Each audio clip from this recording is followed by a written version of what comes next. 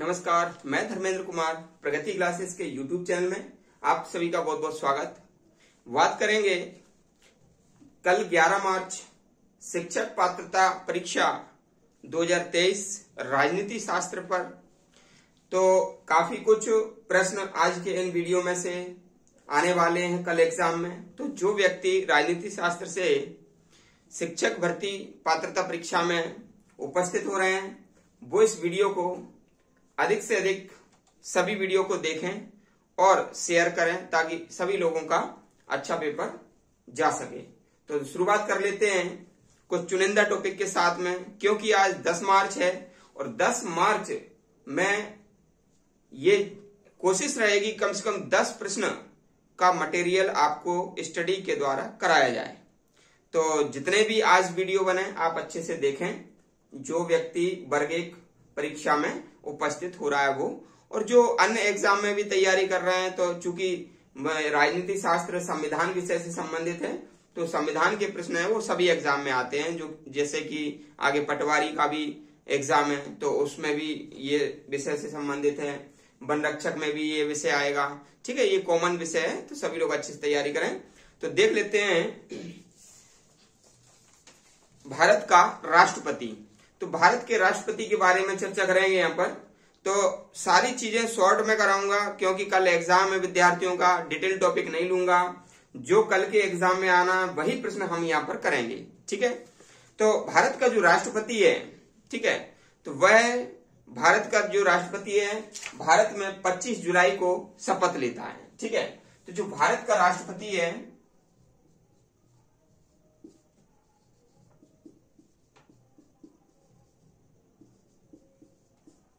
ठीक है, ये 25 जुलाई को शपथ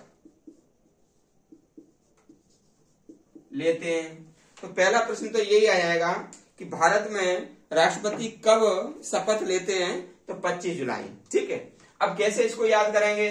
2 और 5 कितने होते हैं? 7। ये 2 और 5 7, तो 7 यानी कि जुलाई का महीना। ठीक है, ये आपको याद हो जाएगा।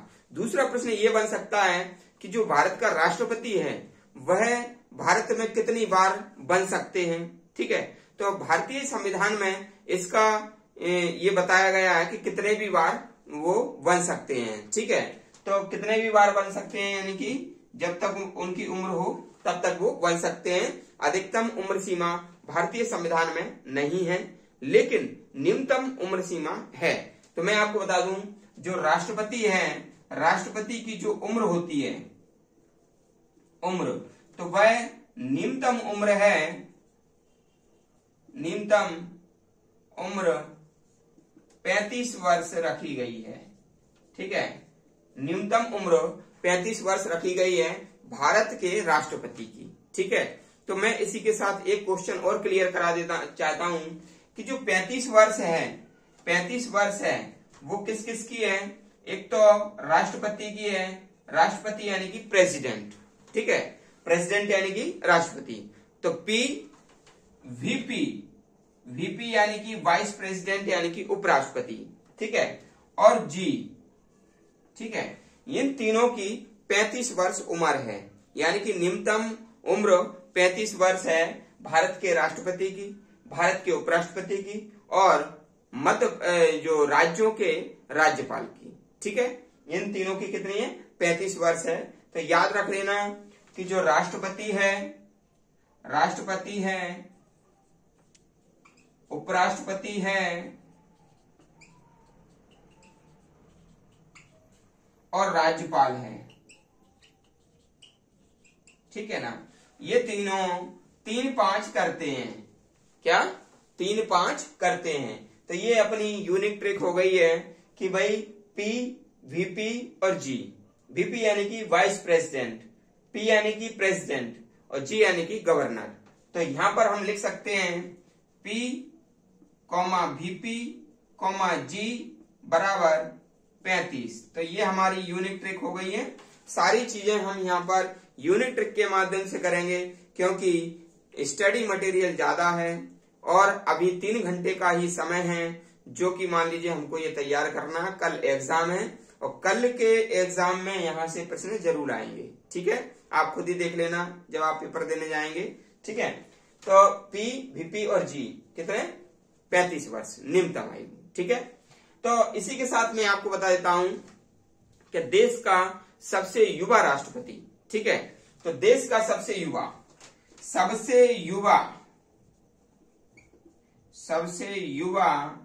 राष्ट्रपति द्रौपदी मुर्मू।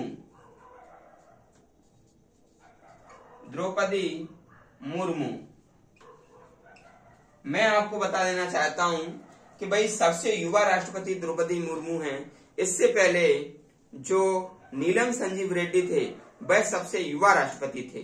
नीलम संजीव रेड्डी सबसे युवा राष्ट्रपति थे और अभी वर्तमान में द्रौपदी मुर्मू का जो है ना स्थान आ गया है। ठीक है, और स्वतंत्र भारत में जन्मी पहली जो राष्ट्रपति हैं वह भी द्रौपदी मुर्मू हैं।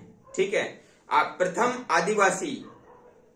आदिवासी राष्ट्रपति वह भी कौन है, द्रौपदी मुर्मू हैं। ठीक है, उड़ीसा राज्य की एकमात्र व्यक्ति जो कि भारत के राष्ट्रपति बने तो वो भी द्रौपदी मुर्मू हैं। ठीक है, हमेशा ध्यान रखना है उड़ीसा के मयूरभंज जिले के ऊपर बेड़ा, ठीक है, गांव की ये जो है ना द्रौपदी मुर्मू है।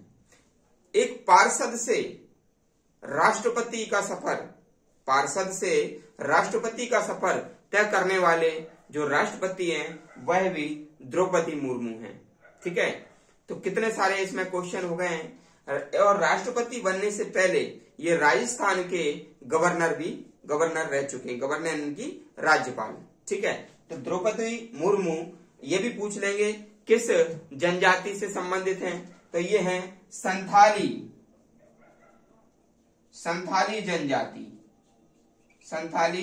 जनजाति से संबंधित हैं। ठीक है, तो इतनी सारी चीजें हमने इसमें पढ़ा। नेक्स्ट देख लेते हैं क्या है।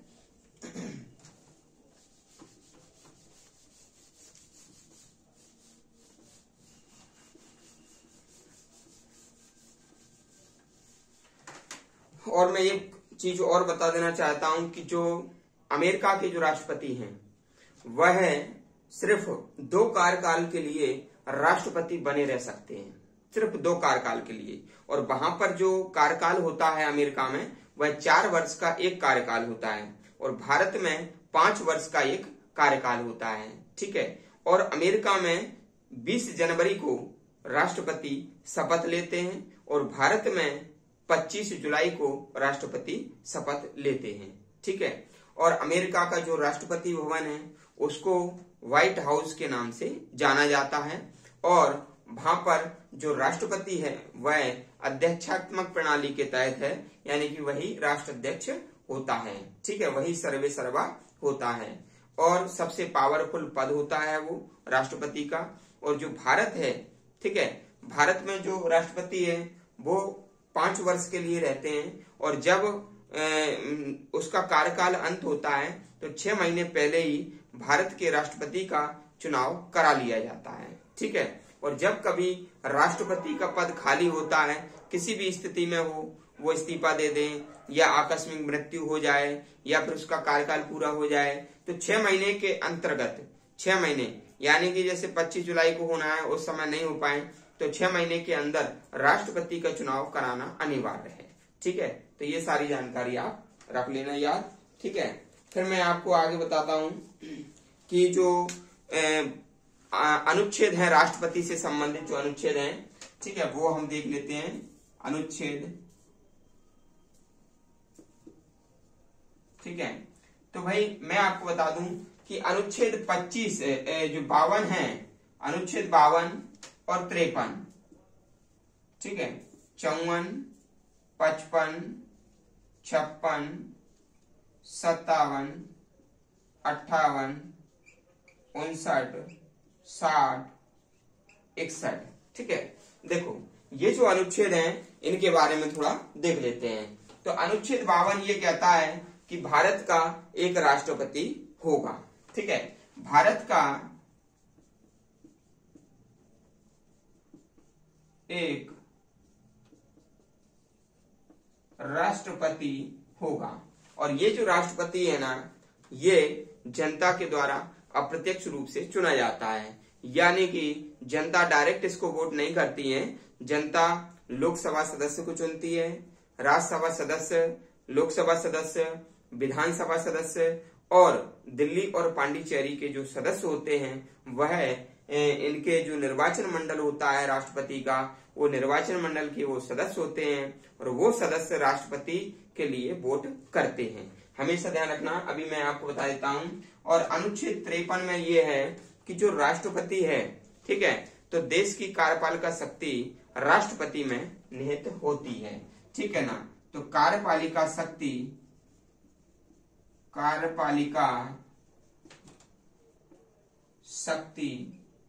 राष्ट्रपति में निहित होगी। यानी कि कोई भी कानून बनेगा तो वह संसद जब उसको कानून को बनाएगी तो फिर वो अंतिम रूप से जब तक राष्ट्रपति के साइन नहीं होंगे तब तक वह जो बिल है वह कानून नहीं बन पाएगा। इसलिए राष्ट्रपति कार्यपालिका शक्ति का जो है ना प्रधान होता है, ठीक है ना।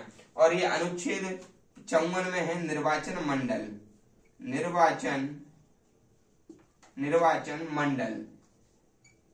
ठीक है। तो निर्वाचन मंडल होता है। और अनुच्छेद 55 में है निर्वाचन की प्रक्रिया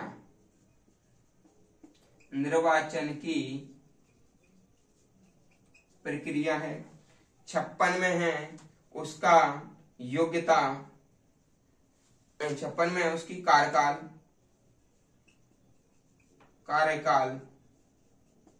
57 में है पुनः निर्वाचन।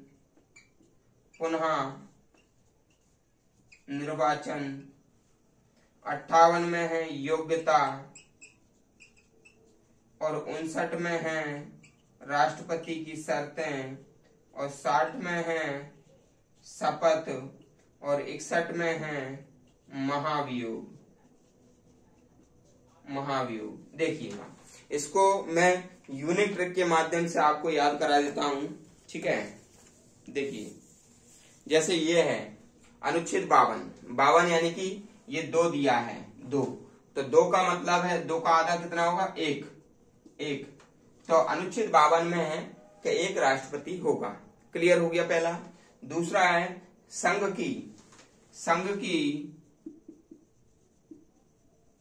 की कार्यपालिका शक्ति राष्ट्रपति में होगा। तो संघ यानी कि सी माने संघ, ABC, ठीक है। निर्वाचन मंडल, तो मंडल में कितने 4 आ रहे हैं, 1 2 3 4, तो यहाँ पर भी ये 4 है, ठीक है। तो 4 यानी कि मंडल। तो निर्वाचन मंडल कितने में है 54 में। और हमेशा ध्यान रखना, निर्वाचन मंडल में कौन कौन भाग लेता है। निर्वाचन मंडल में जो भाग लेगा वो मैं इधर बता देता हूं। एक तो लेगा लोकसभा के सदस्य, LS, लोकसभा के सदस्य। दूसरा लेगा राज्यसभा सदस्य, है ना। तीसरा लेगा विधानसभा सदस्य और चौथे लेंगे दिल्ली व पांडिचेरी के सदस्य, ठीक है। तो ये जो दिल्ली और पांडिचेरी है ये 70वें संविधान संशोधन 1992 में, है ना, ये जोड़ा गया था कि दिल्ली और पांडिचेरी के जो MLA भी हैं वह भी इसमें निर्वाचन में भाग लेंगे।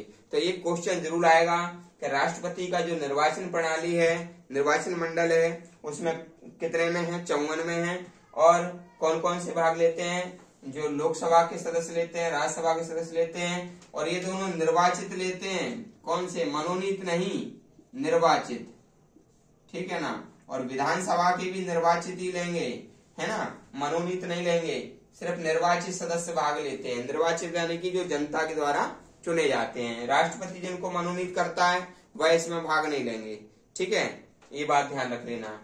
और ये देखिएगा 55 में है प्रक्रिया, तो पा से 55 और पा से प्रक्रिया, पा से 55 और पा से प्रक्रिया, ठीक है। 56 में कार्यकाल है, तो कार्यकाल 5 वर्ष होता है या 6 वर्ष होता है, तो 5 और 6 क्या हो जाएगा, 56, ठीक है। तो ये कार्यकाल याद रख लेना, 5 वर्ष या 6 वर्ष, यानी कि कार्यकाल। तो 5 वर्ष होता है इसका कार्यकाल, तो 56 याद कर लेना। पुनः निर्वाचन, तो पुनः निर्वाचन यानी कि कितनी बार, कितने भी बार हो सकता है, लेकिन 7 में से 5 गए, कितने बचे, 2 माने दोबारा, यानी कि पुनः माने क्या होता है, दोबारा। तो दोबारा निर्वाचन, तो जब पुनः आ जाए तो समझ लेना 2 का अंतर है, तो 5 और 2 7, 7 में से 5 गए, 2 माने पुनः निर्वाचन। 5 पास हो कि 8 पास हो, यानी कि योग्यता। 58 में क्या है, राष्ट्रपति की योग्यता। तो योग्यता यही है कि 35 वर्ष न्यूनतम उम्र होना चाहिए, भारत का नागरिक होना चाहिए और लोकसभा का सदस्य बनने के योग्य होना चाहिए। ठीक है, कौन कौन सी 3 योग्यताएं मैंने बताई हैं? 35 वर्ष की अवस्था होना चाहिए और भारत का नागरिक होना चाहिए और लोकसभा का सदस्य बनने योग्य होना चाहिए। लेकिन लोकसभा का सदस्य नहीं होना चाहिए, लोकसभा के सदस्य बनने की योग्यता होना चाहिए। ठीक है, और 59 में शर्तें हैं, तो याद कर लेना उनकी शर्तें। क्या याद करोगे? उनकी शर्तें। और 60 में शपथ है ना, 60 में शपथ, और 61 में महाभियोग। महाभियोग क्या, वो हटाने से संबंधित है, और महाभियोग हटाने का संबंधित है, तो मैं आपको बता देता हूँ हटाते कैसे हैं। ठीक है, वो एक अलग प्रक्रिया है, मैं आपको बता देता हूँ। ठीक है, ये आप नोट कर लेना।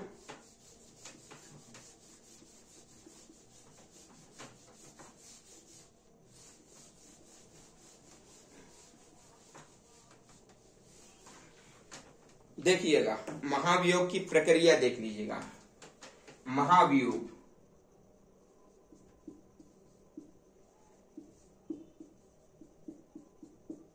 महाभियोग प्रक्रिया।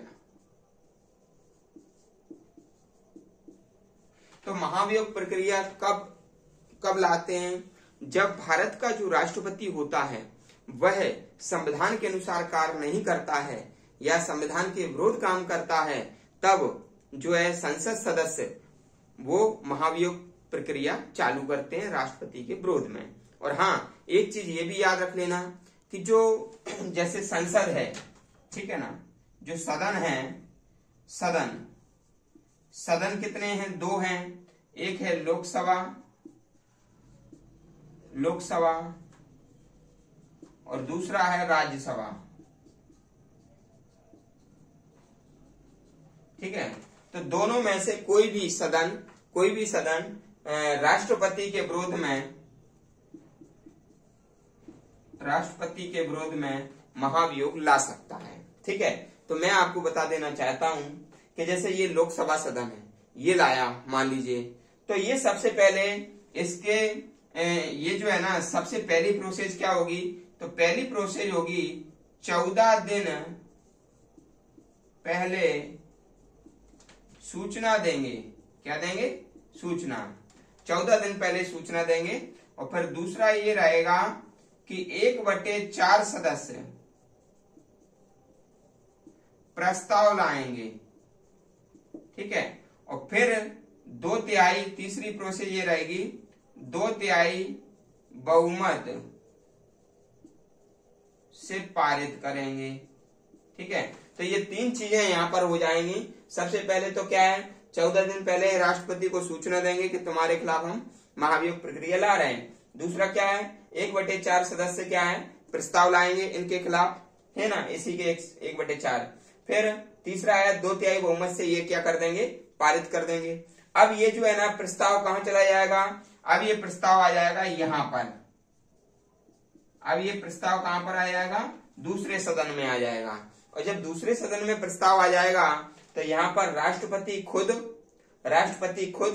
या इसका एक व्यक्ति, कोई भी प्रतिनिधि अपना बचाव पक्ष रखेंगे कि हमने ऐसी गलती नहीं की। ठीक है, तो यहाँ पर अपना बचाव पक्ष रखेंगे, यानी कि जांच पक्ष रखेंगे। ठीक है, और यदि फिर ये जो राज्यसभा सदस्य है, राज्यसभा जो है वह इस प्रस्ताव को ये 2/3 बहुमत से यदि पारित कर देता है, 2/3 बहुमत से पारित कर देगा ये, ठीक है ना, तो फिर राष्ट्रपति को क्या देना पड़ेगा? त्याग पत्र देना पड़ेगा। राष्ट्रपति को त्याग पत्र देना पड़ेगा। ठीक है, तो ये होती है महाभियोग प्रक्रिया। अभी तक किसी भी राष्ट्रपति को इस प्रक्रिया से हटाया नहीं गया है। ठीक है, तो ये सारी प्रक्रिया समझ में आ गई। ठीक है, इसका एक और शॉर्ट ट्रिक्स मैं आपको बता देता हूं। ठीक है, शॉर्ट ट्रिक्स देख लीजिएगा। शॉर्ट ट्रिक्स ये है कि सबसे पहले लिखिएगा आप 14। ठीक है, फिर आप लिखिएगा 14, फिर लिखिएगा 2/3, फिर लिखिएगा 2/3। ठीक है, तो ये चीजें हमको लिखना है। ठीक है, अब देखिएगा आपको मैं ट्रिक बता देता हूं। 14 दिन पूर्व सूचना देंगे राष्ट्रपति को। और ये फिर 14 लिखा है तो इसके बीच में एक डंडी लगा दो तो ये 1/4 हो जाएगा। तो 1/4 सदस्य प्रस्ताव लाएंगे। ठीक है, फिर 2/3 बहुमत से उसको पारित करेंगे। फिर दूसरे सदन में जाएगा, वह भी 2/3 से पारित करेगा। तो राष्ट्रपति को फिर अपने पद से इस्तीफा देना पड़ेगा। तो ये आपको समझ में आ गया। ये 14 14 2 3 2 3, ठीक है ना, 2 तिहाई 2 तिहाई। तो 14 फिर 14 फिर 2 3 फिर 2 3, बस यही छोटी सी प्रक्रिया है।